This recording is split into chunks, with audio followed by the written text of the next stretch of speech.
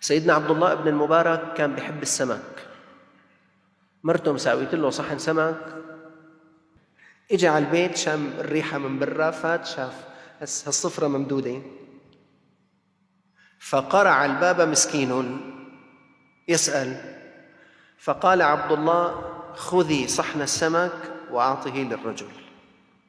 يا لطيف. قالت: إنك تحبه. قال: إن الله تعالى يقول: لن تنالوا البر حتى تنفقوا مما تحبون، لأني أحبه، خذي أعطيه السمك.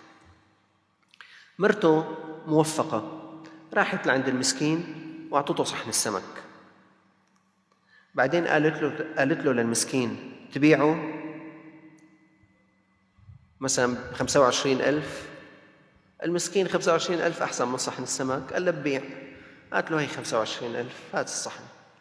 رجعت لعند زوجها بصحن السمك. قال: أما قلت لك أعطيه للمسكين؟ قالت: قد أعطيته ثم اشتريته منه. الله يبعث لكم زوجة موفقة يعني تتفنن في إدخال السرور على زوجها. شاهد في الموضوع أيها الإخوة: لن تنالوا البر حتى تنفقوا مما تحبون. أعرف رجلاً من أهل الشام، سبحان الله، فاتح رب العالمين عليه في المال شيء عجيب، فعلاً عجيب.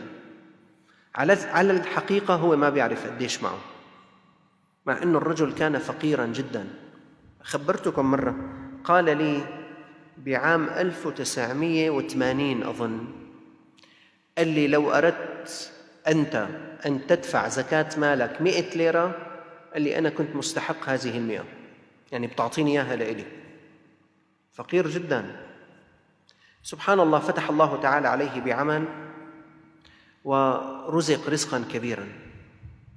فأنا مرة سألته، قلت له: ما السر يعني في رزقك الرزق الكثير؟